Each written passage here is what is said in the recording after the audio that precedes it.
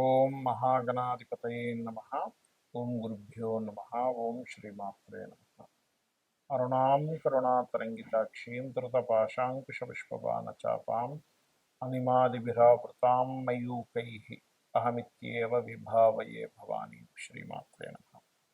ప్రేక్షకులకి ఆ లలితాంబిక అమ్మవారి యొక్క అనుగ్రహం పరిపూర్ణంగా కలగాలని మనస్ఫూర్తిగా కోరుకుంటూ మనం ఈరోజు వివాహము తర్వాత వాళ్ళ యొక్క లైఫ్ స్టైల్ చాలా మార్పులు వస్తాయండి. వివాహ జీవిత భాగస్వామి గనక మంచి వ్యక్తి వస్తే వాళ్ళ యొక్క జీవితం 90% మారిపోతుంది పాజిటివ్గా.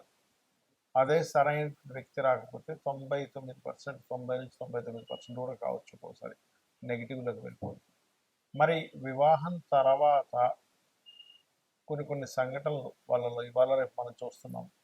భార్యని భర్త చంపేయడం, భర్తను భార్య చంపేయడం, చాలా సంఘటనలు ఈ మధ్య మరి ఈ నెల అయితే ఎక్కువగా చూసాం. మరి మీకు కలిసి రావాలి, మ్యారేజ్ తర్వాత ఎటువంటి ఇబ్బందులు కలగకుండా ఉండాలంటే ఏం చేయాలి, అసలు ఎటువంటి కాంబినేషన్ ఉంటే ఎటువంటి లగ్నం వారికి వివాహ సంబంధంగా బాగుంటుంది, బాగోకపోతే ఏ పరిహారాలు చేసుకోవాలి అనేటువంటి విషయాలు ఇప్పుడు మనం తెలుసుకుందాం. అయితే ఈ విషయాలు చెప్తుంది నేనైనప్పటికీ కూడా చెప్పిస్తుంది సాక్షాత్ లలిత అమ్మవారిగా భావిస్తూ ఒక్కొక్కరు. మిథున లగ్నము, మిథున రాశి, మిథునం వారికి మీరు గమనించండి, వారి యొక్క జీవిత భాగస్వామి మంచి గైడింగ్ నేచర్ కలిగి ఉంటారు మిథున లగ్నం వారికి. అయితే ఇక్కడ ఏంటంటే గైడింగ్ నేచర్ కలిగి ఉంటారు, ఒకరికొకరు చెప్పుకుంటూ ఉంటారు, ఇలా చేస్తే బాగుంటుంది, అలా చేస్తే ఒక గురు శిష్యుల్లాగా.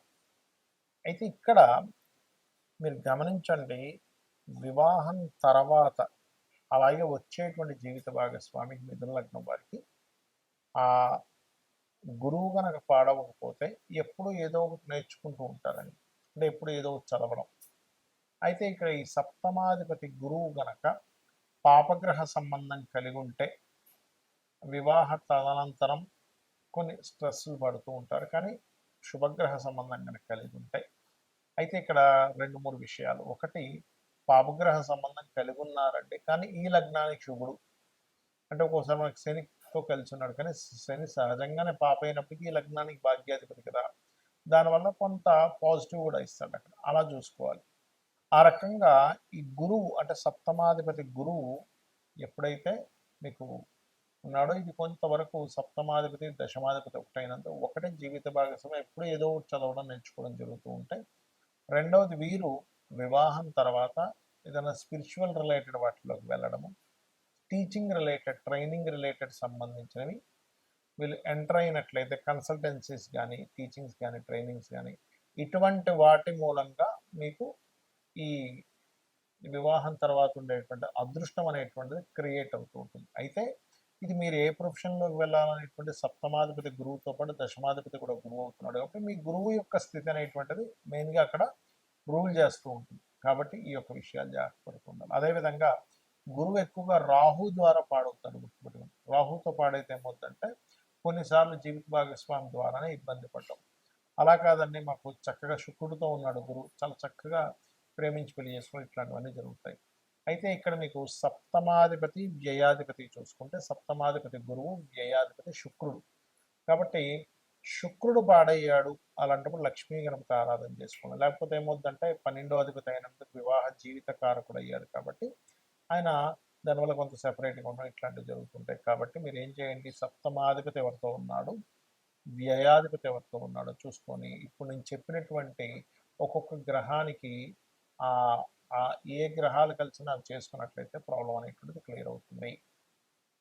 మొట్టమొదటిగా మీ యొక్క సప్తమాధిపతి ఉదాహరణకి రవితో కలిసి ఉన్నాడు. రవి అంటే సూర్య భగవానుడు గ్రహరాజుగా చెప్తూ ఉంటారు, తన చుట్టూ అన్ని గ్రహాలు తిరుగుతూ ఉంటాయి. ఇప్పుడు ఈ రవి ద్వారా కనుక మీ సప్తమాధిపతి కంబస్ట్ అయ్యాడు అనుకోండి, అంటే అస్తంగత్వ దోషంలోకి వెళ్ళిపోయాడు, దాన్నే మనకి మౌఢ్యమి అని కూడా అంటారు గోచారంలో. అప్పుడు సూర్య భగవానుడికి చేసుకోవాలి. అంటే ఏంటి, సూర్య ఆరాధన చేసుకోవడం, ఆదిత్య హృదయం చదవడం, గోవునికి గోధుమ రవ్వ తినిపించడము,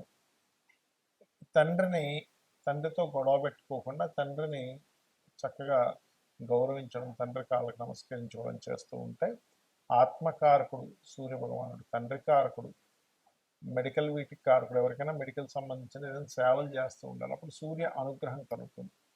అలా కాకుండా అంటే ఇప్పుడు ఒకవేళ సూర్యుడితో కనుక సప్తమాధిపతి ఉంటే కొంచెం డామినేటివ్గా ఉంటారు, శుక్రుడు ఉన్న సూర్యుడితో అలా ఉంటూ ఉంటారు. లైక్ ఎక్కువగా శుక్రుడితో కనుక సూర్యుడు ఉంటే ఇక్కడ స్పర్మ్ కౌంట్ కూడా తక్కువగా ఉంటుందని చెప్తూ ఉంటారు పురుషులకి. స్త్రీలకైతే వాళ్ళకి వేడి స్వభావం ఎక్కువగా ఉంటుంది. అలా కాకుండా చంద్రుడు సంబంధాలు వచ్చాయి సప్తమ సంబంధానికి. చంద్రుడు అంటే ఏంటి? చంచలత్వము. అది స్త్రీకి కావచ్చు, పురుషుడికి కావచ్చు. మీకు వచ్చే జీవిత భాగస్వామి కాస్త ఎక్కువగా ఎమోషన్గా ఉండడం, కొంచెం స్థిరత్వం లేకపోవడం ఇలాంటివి జరుగుతుంటాయి. అలాంటప్పుడు బియ్యము దానంగా ఇవ్వడం, ఇందాక రవి అయితే గోధుమలు, బియ్యం దానంగా ఇవ్వడం, గోవులకి ముల్లంగి తినిపించడము, అదేవిధంగా కాస్త నీటి ప్రదేశాలు వెళ్ళినప్పుడు కొంత జాగ్రత్తగా ఉండడము, ఎక్కువ ఎమోషన్స్ అయిపోయేటప్పుడు వారిని మెడిటేషన్ చేయమని చెప్తూ ఉండాలి.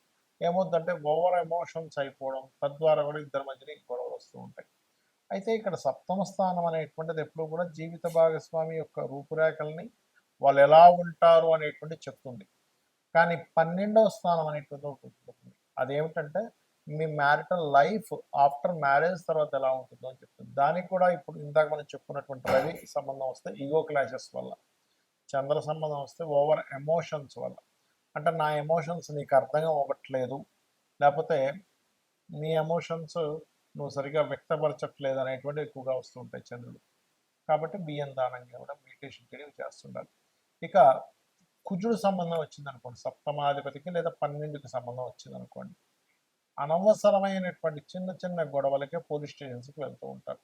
లేకపోతే మ్యాన్ హ్యాండ్లింగ్ అంటూ ఉంటారు. కొన్నిసార్లు భర్త భార్యను కొడితే కొన్ని సందర్భాల్లో భార్య కూడా భర్తను కొట్టేటువంటి ఉంటాయి. ఎందుకు అంటే కుజుడు గొడవలకు కారకుడు, పోలీస్ స్టేషన్స్కి కారకుడు. అలాంటప్పుడు ఏం చేయాలి?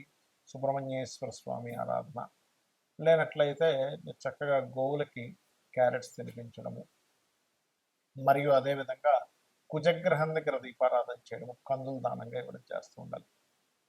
కొన్నిసార్లు బుధగ్రహ సంబంధం వస్తుంది. సర్వసాధారణంగా బుధగ్రహ సంబంధం వచ్చినప్పుడు జీవిత భాగస్వామి మంచి తెలివైన వాళ్ళు, బిజినెస్ రిలేటెడ్ ఉంటాయి. కానీ ఆ బుధుడు పాడై సంబంధం వచ్చింది, అంటే నీచ సంబంధం వచ్చింది, ఇంకో పాపగ్రహంతో కలిసి ఉన్న బుధుడు, అలాంటప్పుడు ఏమైపోతుంది అంటే ఇంకా వాదిస్తూ ఉంటారు జీవిత భాగస్వామి. మీరు ఏం చెప్తున్నా సరే దాని మీద ఒక వాదన, మీరు మంచి చెప్పిన వాదన వస్తుంది, ఏదైనా ఇష్యూ వచ్చినా వాదన, ఖచ్చితంగా వాదన వస్తూ ఉంటుంది బుధుడు పాడైతే కనుక. అలాంటప్పుడు ఇంట్లో ఎక్కువగా విష్ణు సహస్రనామాలు వింటూ ఉండాలి. బుధగ్రహానికి సంబంధించిన పెసలు దానంగా ఇవ్వడం, మరియు అదేవిధంగా గమనించుకున్నట్లయితే దీంతో పాటు మీరు గోవులకి గోంగూర తినిపించడము, ఇటువంటివి చేస్తూ ఉన్నట్లయితే చాలా అంటే చాలా మటుకు క్లియర్ అవుతుంది. ఇలా ఉన్నప్పుడు ఏంటంటే అరుగు చేయకుండా పక్కకి వెళ్ళిపోవడం మంచిది. ఇంకా ఎక్కువ ఆర్గ్యూ అవుతూ ఉంటాయి, ముఖ్యంగా 12వ స్థానానికి దగ్గర సంబంధం వస్తే ఇంకా ఎక్కువ ఇబ్బంది వస్తూ ఉంటుంది. అదేవిధంగా బంధువర్గం మూలంగా కొన్ని అపనిందలు పడడం, నువ్వు భర్తను సరిగ్గా చూసుకోవట్లేదంట, భార్యను సరిగ్గా చూసుకోవట్లేదంట అని. అది ఒక్కొక్కసారి మీరు ఎంత బాగా చూస్తున్న ఒక చిన్న ఇష్యూయే అది అందరికీ వెళ్ళిపోవడం, గాసిప్ లాగా ఇట్లాంటివి జరుగుతుంటాయి. మరి గురుగ్రహం చాలామందికి ఏమనిపిస్తుంది అంటే గురువు మంచివాడే కదండి, కలిసి ఉంటే ఇంకేంటి.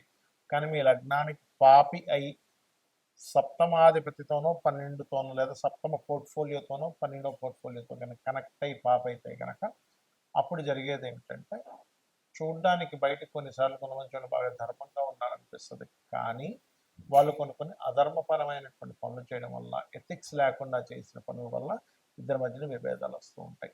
లేకపోతే ఇంట్లో భర్త కానీ భార్య కానీ పూజ చేస్తానంటే భార్య వద్దనడం, ఇటువంటివి ఎక్కువగా జరుగుతుంటాయి గ్రూప్ ఆడైన.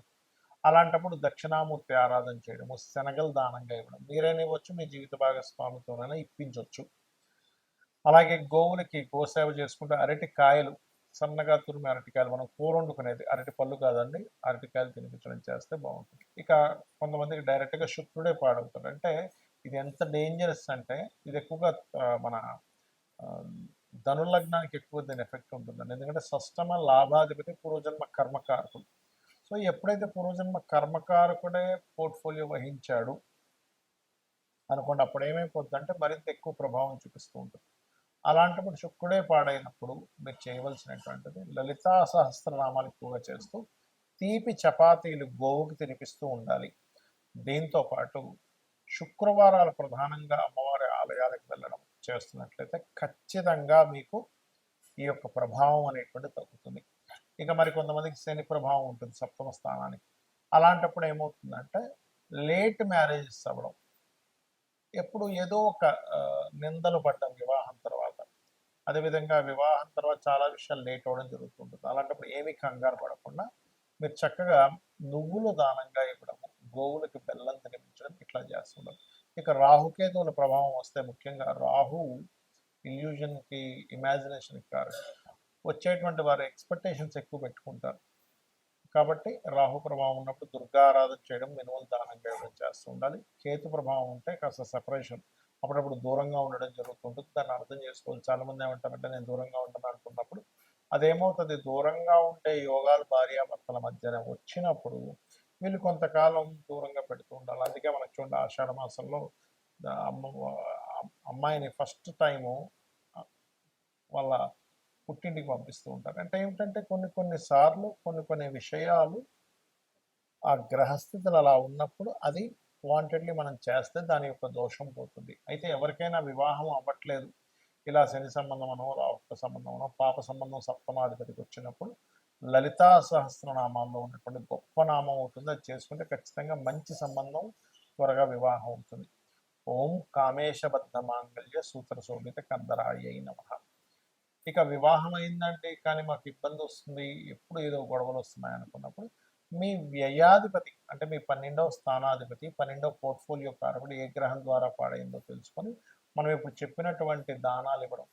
ఇందాక రాహు అనుకోండి మినుములు, కేతు అనుకోండి ఉలవలు దానంగా ఇస్తూ ఉండాలి. అయితే వీటికి దానాలు ఇచ్చుకుంటూ మీరు ప్రత్యేకంగా ఓం శివకామేశ్వరాంకస్త శివ స్వాధీన వల్లభాయే నమః అని చేసినట్లయితే ఖచ్చితంగా బాగుంటుంది.